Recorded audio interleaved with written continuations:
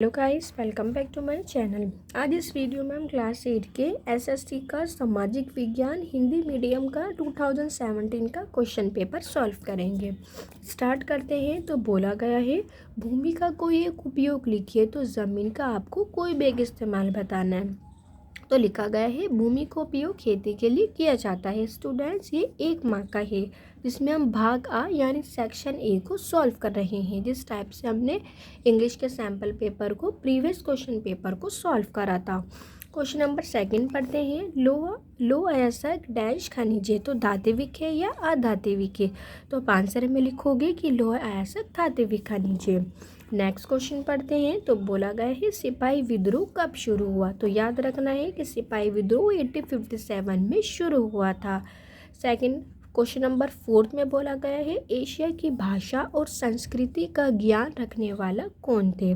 तो बताना है जो एशिया की लैंग्वेज और उसकी संस्कृति, उसकी कल्चर का गहन ज्ञान रखने वाले व्यक्ति कौन है? तो आप लोग लिखोगे प्राच्यवादी। 5th क्वेश्चन पढ़ते हैं। यदि आप किसी के खिलाफ कोई रिपोर्ट दर्ज करानी है, तो क्वेश्चन ध्यान से पढ़ना है। यदि आपको किसी के खिलाफ क्या दर्ज करानी है? रिपोर्ट। तो आप कहाँ जाएंगे? क्योंकि 1 मार्क्स का है तो आप लोग लिखोगे, यदि हमें किसी के खिलाफ कोई रिपोर्ट दर्ज करानी है तो हम पुलिस के पास जाएंगे। स्टूडेंट्स, आप क्वेश्चन में लिखी गई लाइन को भी अपने आंसर में शामिल करेंगे। आप डायरेक्ट ये नहीं लिख सकते कि पुलिस के पास जाएंगे। आप क्वेश्चन की स्टार्टिंग को लेते हुए अपने आंसर को आई कैचिंग बनाएंगे, ताकि जब एग्जामिनर पढ़े तो उसे आंसर आई कैचिंग लगे। नेक्स्ट क्वेश्चन पढ़ते हैं। स्टूडेंट्स, बोला गया है, उद्योगों को कच्चा माल कहाँ से प्राप्त होता है? तो बताना है जो बड़ी बड़ी इंडस्ट्रीज, फैक्ट्रीज है, उनको रॉ मटेरियल, कच्चा माल कहाँ से प्राप्त होता था? उदाहरण सहित उत्तर लिखिए। तो आपको बताना है विद एग्जाम्पल। क्योंकि 2 मार्क्स का है तो आप इसे 2.5 से 3 लाइन तक लिखेंगे। उद्योग अपना कच्चा माल विभिन्न स्रोतों से प्राप्त करते हैं। तो क्या बोला है स्टूडेंट, जो अलग अलग इंडस्ट्री है वो अपना रॉ मटेरियल जो है वो अलग अलग रिसोर्स से प्राप्त करते थे। जैसे फॉर एग्जांपल के लिए क्या, कृषि आधारित उद्योग अपना कच्चा माल कृषि से प्राप्त करते हैं। यानी अगर कोई कृषि खेती बाड़ी के काम में लगा हुआ है तो वो अपने कच्चे माल को एग्रीकल्चर से प्राप्त करता है। जैसे पौधे हो गए या जानवर हो गए। सूती वस्त्र उद्योग या जूट वस्त्र उद्योग कृषि आधारित उद्योग के उदाहरण है। तो उदाहरण भी बताने हैं, तो उदाहरण आप लोग याद रखना। सूती वस्त्र उद्योग है जिसमें सिर्फ सूती वस्त्र इंडस्ट्रियल का काम होगा। जूट वस्त्र उद्योग है जिसमें जूट वस्त्र का काम होगा। तो ये सब क्या है, कृषि आधारित उद्योग के उदाहरण है, क्योंकि क्वेश्चन में उदाहरण भी लिखने को कहा गया था। स्टूडेंट, नेक्स्ट क्वेश्चन पढ़ते हैं। सिपाही समुद्र पर क्यों जाना चाहते थे? तो आंसर पढ़ते हैं, क्योंकि 2 मार्क्स का है तो वर्ड लिमिट का ध्यान रखना है। सिपाही समुद्र पर इसलिए नहीं जाना चाहते थे क्योंकि दिनों ये माना जाता था कि यदि उन्होंने समुद्र पार किया तो वे अपने धर्म जाति को खो देंगे। तो आई होप आप लोगों को समझ में आया होगा, इसलिए नहीं, क्योंकि वो इसलिए नहीं जाना चाहते थे क्योंकि ऐसा मानना था उनका कि उन्होंने अगर समुद्र को पार किया तो वो अपने धर्म, तो जो भी उनका धर्म होगा या जो भी उनकी कास्ट जाति होगी वो उसको खो बैठेंगे, ऐसा उनका मानना था। नेक्स्ट क्वेश्चन पढ़ते हैं। स्टूडेंट्स, वेरी इंपॉर्टेंट, याद रखना है। संविधान अनुच्छेद 22 और फौजदारी कानून में प्रत्येक गिरफ्तार व्यक्ति को कुछ मौलिक अधिकार दिए गए हैं। याद रखना है आप लोगों को कि कुछ गिरफ्तार व्यक्ति को कौन से अधिकार दिए गए हैं? मौलिक अधिकार दिए गए हैं। तो मौलिक अधिकार के 2 अधिकारों के बारे में आप लोगों को लिखना है। स्टूडेंट्स, आप इस पे वेरी इंपॉर्टेंट टिक करेंगे, ये वेरी इंपॉर्टेंट क्वेश्चन है। तो वे दो मौलिक अधिकार निम्नलिखित हैं। गिरफ्तारी के साथ व्यक्ति को ये जानने का अधिकार है कि उसे किस अपराध के लिए गिरफ्तार किया जा रहा है। तो जब भी किसी को गिरफ्तार किया जाएगा तो उसके लिए ये जानना बहुत ज़रूरी है कि उसे किस रीज़न बेस के लिए या किस जुर्म के लिए उसे गिरफ्तार किया जा रहा है। ऐसा नहीं है हम किसी व्यक्ति को भी हम बिना जुर्म के जेल में डाल देंगे, नो, ऐसा नहीं होगा। उसने कोई अपराध किया होगा तो ही उसे गिरफ्तार किया जाएगा, और उस अपराध का रीज़न पता होना बहुत ज़रूरी है। नेक्स्ट क्वेश्चन पढ़ते हैं। गिरफ्तार अथवा कस्टडी के दौरान, यानी जब वो पुलिस की गिरफ्त में होगा, तो व्यक्ति के साथ बुरा व्यवहार या अत्याचार नहीं किया जा सकता। तो हम कोई भी डिसबिहेव नहीं कर सकते। नेक्स्ट क्वेश्चन सॉल्व करते हैं स्टूडेंट्स। मुकदमे की कार्यवाही में सरकारी वकील की क्या भूमिका होती है। क्वेश्चन आपको बहुत अच्छे से रीड करना है। क्या बोला गया है कि जब मुकदमे की कार्यवाही की जाएगी, छानबीन की जाएगी, तो उसके अंदर एक वकील का क्या रोल होता है। तो आप लोग लिखोगे किसी मुकदमे में सरकारी वकील राज्य की ओर से अभियोजन पेश करता है, यानी वो किसी राज्य की तरफ से अपने आप को पेश करता है। वे न्यायालय का पदाधिकारी होता है। याद रखना है आप लोगों को, वो न्यायालय का क्या होता है, एक अधिकारी होता है। इसलिए ये उसका दायित्व यानी ड्यूटी है कि वो निष्पक्ष रूप से यानी डायरेक्ट अदालत के सामने सारे ठोस तथ्य यानी वो सारे के सारे मजबूत इंफॉर्मेशन, गवाह व सबूत पेश करे। तो याद रखने हैं ये 3 से 4 शब्द, सारे ठोस तथ्य यानी सभी इम्पोर्टेंट डेट्स, गवाह और सबूत पेश करे, जिससे अदालत फैसला सुना सके। नेक्स्ट क्वेश्चन पढ़ते हैं स्टूडेंट्स। आदिवासियों को उनकी ज़मीनों से बेदखल क्यों किया गया। तो बताना है। तो याद रखना है कि कोई तो बिंदु लिखने हैं, 2 पॉइंट, जो 2 मार्क्स का क्वेश्चन है। तो आप लोग लिखोगे उन्हें जंगलों से इसलिए विस्थापित किया गया। अगर हम जंगल की बात करें तो जंगल से उन्हें इसलिए निकाला गया ताकि टिम्बर के लिए जंगलों को साफ किया जा सके, साथ ही कृषि व उद्योगों के लिए भूमि प्राप्त किया जा सके। तो वहाँ से उन लोगों को हटा दिया गया ताकि मनुष्य अपने फैक्ट्री या अपने कृषि या अपने उद्योग को स्थापित कर सकें। नेक्स्ट पढ़ते हैं। आदिवासी उन इलाकों में रहते थे जो कि खनिजों तथा अन्य प्राकृतिक संसाधनों से पूर्ण थे, यानी वहाँ पे काफ़ी सारे खनिज होते थे और काफ़ी नेचुरल रिसोर्स, प्राकृतिक संसाधन होते थे। उन्हें ऐसे इलाकों में रहते थे जो कि खनिज तथा अन्य प्राकृतिक संसाधनों से भी परिपूर्ण थे, यानी काफ़ी सारे नेचुरल रिसोर्स हुआ करते थे, खनिज हुआ करते थे। उन्हें ऐसे इलाकों से खनन तथा अन्य औद्योगिक परियोजनाओं के लिए विस्थापित किया गया। तो उन्हें हटा दिया गया खनन के लिए, खनिज के लिए उन्हें वहाँ से हटा दिया गया और अपने औद्योगिक इंडस्ट्रियल फैक्ट्री की वजह से उन्हें हटा दिया गया। अगेन ये वेरी इंपॉर्टेंट क्वेश्चन है स्टूडेंट्स, आप इस पर टिक करेंगे या आप इसे लिखेंगे कि वेरी इंपॉर्टेंट क्वेश्चन है, question number 10th। Next question पढ़ते हैं स्टूडेंट्स। कॉलम यानी मिलान कीजिए। तो मिलान करना है आप लोगों को। सोना, इसका क्या होगा, जेवर बनाना। बेसिकली ये खनिज है और ये इसके इस्तेमाल है, इसके उपयोग है। तो सोने का इस्तेमाल ज्वेलरी बनाने के लिए होता है। तांबा, तांबे का इस्तेमाल बर्तन, क्योंकि तांबे के बर्तन होते हैं, सिक्के होते हैं और बिजली के तार होते हैं।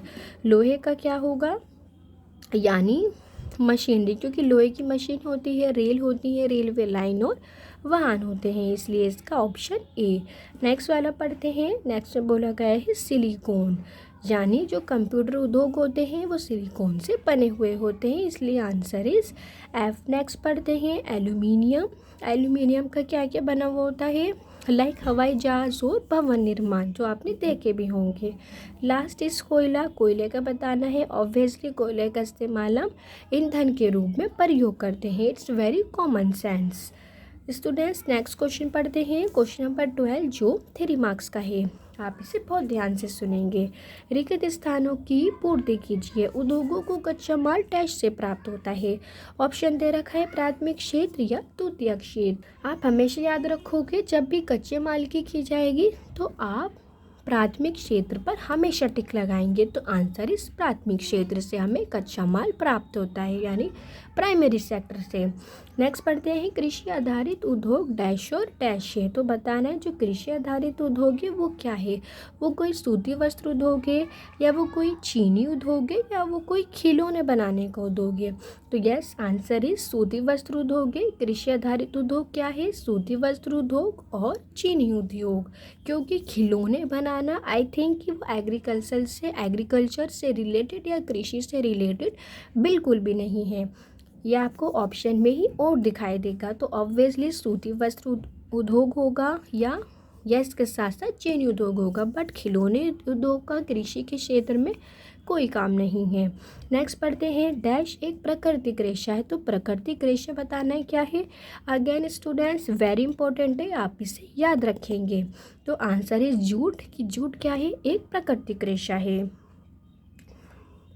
नेक्स्ट क्वेश्चन पढ़ते हैं स्टूडेंट्स। नेक्स्ट में बोला गया है भारत के मानचित्र में निम्नलिखित 8057 के कुछ सेंटर को दर्शाया गया है, जैसे मेरठ, लखनऊ और झांसी।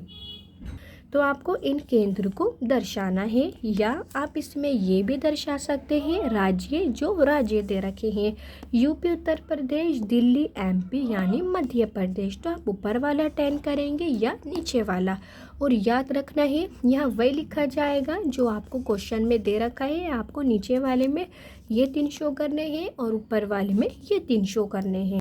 तो ऊपर वाले में आपको मेरठ शो करना है, मेरठ, लखनऊ और झांसी। तो आप इसको शो करके बताएंगे। आप इसे नाम भी दे सकते हैं ABC, या आपको यहाँ मैप में बॉक्स दे रखे होते हैं कि इस साइन का मतलब यहाँ पे ये है, या इस साइन का मतलब राज्य है। अब राज्य की बात करें तो 3 राज्य हैं, उत्तर प्रदेश, दिल्ली और मध्य प्रदेश। तो दिल्ली यहाँ पर है छोटी सी, और मध्य प्रदेश जो बिल्कुल बीच में है। एंड देन लास्ट वाला क्या पूछा गया था, फर्स्ट वाला उत्तर प्रदेश। तो उत्तर प्रदेश को आप लखनऊ के थोड़ी सी दूर आते हुए यहाँ पर शो करेंगे। तो आई होप आप लोगों को ये बहुत अच्छे से समझ में आया होगा। नेक्स्ट क्वेश्चन पढ़ते हैं स्टूडेंट। नेक्स्ट में बोला गया है कि महात्मा गांधी बच्चों को हस्तकलाएं क्यों सिखाना चाहते थे। तो आंसर पढ़ते हैं, क्योंकि 3 मार्क्स का है तो वर्ड लिमिट का खास ध्यान रखेंगे।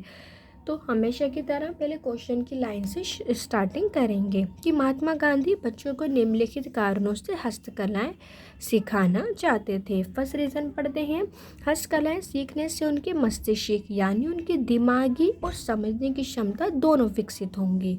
यानी जो उनकी समझने की क्षमता है और जो ब्रेन पावर है वो दोनों ही डेवलप होंगी। इससे वे ये जानने में भी समर्थ हो जाएंगे कि विभिन्न चीज़ें किस प्रकार से कार्य करती हैं। यानी वो ये बात जान पाएंगे कि अलग अलग चीज़ें किस तरीके से कार्य करती हैं। हस्तकला सीखने से उन्हें व्यवहारिक ज्ञान यानी उनके बिहेवियर में और उनके एक्सपीरियंस की उन्हें प्राप्ति होगी। हस्तकला सीखने से उन्हें व्यवहारिक ज्ञान तथा अनुभवों की प्राप्ति होगी। क्योंकि 3 मार्क्स का था इसलिए स्टूडेंट 3 पॉइंट्स लिखा गया है। आगे बढ़ते हैं। 15 क्वेश्चन 3 मार्क्स का है तो आप इसे बहुत ध्यान से पढ़ेंगे। तो नीचे आपको एक डाटा गिवन है, नीचे दिए गए सारणी का अध्ययन करके पूछे गए प्रश्नों का उत्तर दीजिए। तो सबसे पहले आपको ये जो डाटा दे रखा है उसे बहुत अच्छे से समझना है।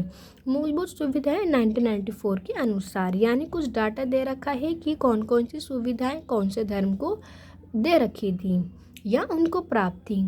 इधर की साइड में हिंदू और इधर की साइड में मुस्लिम दे रखा है। अगर हम कच्चे घर की बात करें तो 55.2 ये हिंदुओं के थे और मुस्लिम के 63.6, यानी जो कच्चे घर थे वो मुस्लिम के ज़्यादा बने हुए थे। बेसिकली आप कंपेयर करेंगे, पॉइंट पॉइंट पर आप क्या करेंगे, तुलना यानी कंपेयर करेंगे। अगर हम बिजली की बात करें तो वो हिंदू 43.2 और मुस्लिम के पास 30% थी, यानी ये हिंदू के पास इस चीज़ की ज़्यादा फैसिलिटीज़ थी।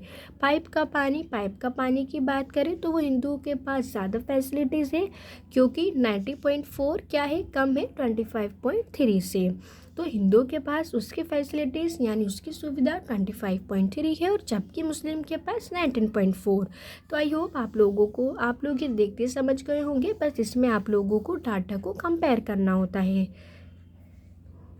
अब आपको इसे एक्सप्लेन करना है। स्टार्ट करते हैं। क्या मुस्लिमों को मूलभूत सुविधाएं रूप से उपलब्ध है। तो आपने जब यह डाटा देखा कि आपको ऐसा लगता है कि मुस्लिम के पास बिजली की फैसिलिटी ज़्यादा है या पाइप के पानी की ज़्यादा है या कच्चे घर की ज़्यादा है, नो, ऐसा नहीं है इस डाटा के अकॉर्डिंग, क्योंकि ये जो नंबरिंग है वो काफ़ी डाउन है कंपेयर टू हिंदू। तो आप लोग लिखोगे नहीं, मुस्लिम को मूलभूत सुविधाएं एक समान रूप से उपलब्ध नहीं है, क्योंकि अभी हमने देखा कच्चे घर की बात करें तो वो मुसलमानों के पास क्या है, ज़्यादा ऐसे घर हैं जो क्या है, रो हैं, जो काफ़ी कच्चे हैं। बिजली की बात करें तो वो हिंदुओं के पास ज़्यादा फैसिलिटीज़ है कंपेयर देन मुस्लिम। तो बोला गया है कच्चे घरों में रहने वाले मुस्लिम का प्रतिशत अधिक है। यस, ऑब्वियसली अधिक है, मुस्लिमों की संख्या ज़्यादा है ऐसे मुस्लिम जो कच्चे घर में रह रहे हैं। वे हिंदुओं की मूलभूत जन सुविधाओं तक बहुत ज़्यादा है। यानी क्या बोला है कि वे हिंदुओं की मूलभूत जन सुविधाओं तक बहुत ज़्यादा है, यानी इसका डाटा हमें ज़्यादा देखने को मिल रहा है। ऐसे मुस्लिम लोग ज़्यादा हैं जो कच्चे घरों में रह रहे हैं कंपेयर देन हिंदू। तो आगे बढ़ते हैं। जैसे बिजली पानी ऐसा इसलिए है क्योंकि समाज में ऐसे समूह की संख्या बहुत ज़्यादा है जो कि गरीब तथा भेदभाव के कारण सबसे अधिक कमज़ोर हैं। तो आपको रीज़न बताना है। तो रीज़न इसका ये हुआ कि ये वाला क्या है, ये वाला पोर्शन गरीब लोगों का है, वो काफ़ी डाउन है, गरीब है और क्या है, सबसे ज़्यादा कमज़ोर है, यानी वो वीक हैं।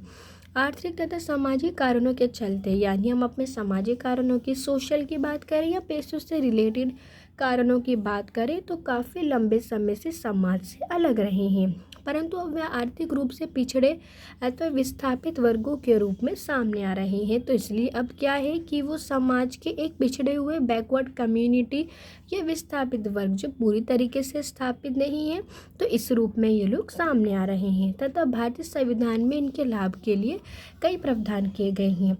और अगर हम अपने भारत के कॉन्स्टिट्यूशन संविधान की बात करें तो इनके फ़ायदे के काफ़ी सारे प्रावधान दिए गए हैं। तो स्टूडेंट्स, आप भी अपने एग्ज़ाम में आंसर को अच्छे से एक्सप्लेन खोल के लिख करके आएंगे। 16 पढ़ते हैं। कोई 5 उपयोग बताने हैं। ये 5 मार्क्स का है स्टूडेंट्स, मार्क्स का ध्यान रखना है। वन किस प्रकार उपयोगी हैं, यानी जो जंगल है वो किस प्रकार आपको लगता है कि वो यूज़फुल है। वन निम्नलिखित प्रकार से उपयोगी हैं, जैसे कि कैसे, वनों से हमें कई प्रकार का वनोत्पाद प्राप्त होता है, यानी हमें कई सारी चीज़ें मिलती हैं, जैसे टिम्बर हो गया, लकड़ी हो गए, ईंधन, कागज़, दवाइयाँ या जड़ी बूटियाँ। तो ये काफ़ी यूज़फुल है। नेक्स्ट पढ़ते हैं। वन मृदा अपरदन रोकने में सहायक है, यानी ये मिट्टी के खिंचाव को रोकती है।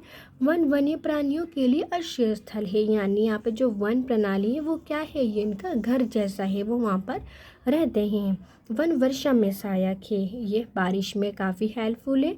साथ ही वन भूमिगत जल के संग्रह में मदद करता है, यानी ये जल को इकट्ठा करने में क्या करता है, ये मदद करता है भूमि जल के संग्रह में।